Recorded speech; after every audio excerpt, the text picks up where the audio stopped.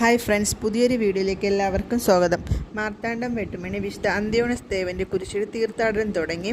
ഫെബ്രുവരി 25 കൊടിയേറി തീർത്ഥാടനം തുടങ്ങി. മാർച്ച് 4 സ്നേഹവിരുന്നോടെയാണ് സമാപനം. ഇത് ലൊക്കേഷൻ വരുന്നത് ട്രിവാൻഡ്രത്തു നിന്ന് വരുന്നവരാണെങ്കിൽ നാഗർകോവിൽ ബസ് കയറി കുഴിത്തറ കഴിഞ്ഞ് വെട്ടുമണിയിൽ ഇറങ്ങണം. അതുപോലെ നാഗർകോവിൽ സൈഡിൽ നിന്ന് വരുന്നവരാണെങ്കിൽ ട്രിവാൻഡ്രം ബസ് കയറി മാർത്താണ്ഡം കഴിഞ്ഞ് വെട്ടുമണിയിൽ ഇറങ്ങണം.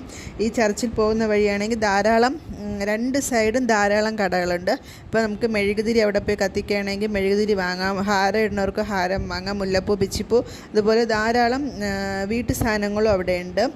പച്ചക്കറികളായാലും ഫ്രൂട്ട്സ് ആയാലും ഡ്രസ്സായാലും ടോയ്സ് ആയാലും ഒരുപാട് സാധനങ്ങൾ അവിടെയുണ്ട്.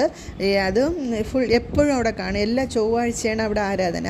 ചൊവ്വാഴ്ച രാവിലെ 9 മണി മുതൽ 2 മണി വരെ ആയിരിക്കും. അപ്പോൾ ആയിരക്കണക്കിന് ഭക്തജനങ്ങളാണ് ഈ ആരാധനയിൽ പങ്കെടുക്കാൻ വരുന്നത്. ആ ദിവസങ്ങളിലെല്ലാം ഈ കടകളും അതുപോലെ അവിടെ ഉണ്ട്.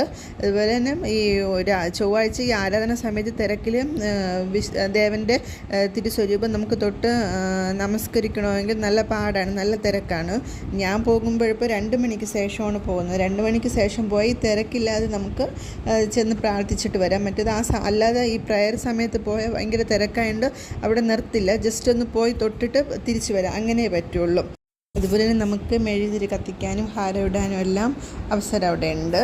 വീഡിയോ ഇഷ്ടപ്പെട്ടാൽ ലൈക്ക് ചെയ്യണം, ഷെയർ ചെയ്യണം, സബ്സ്ക്രൈബ് ചെയ്യണം. താങ്ക്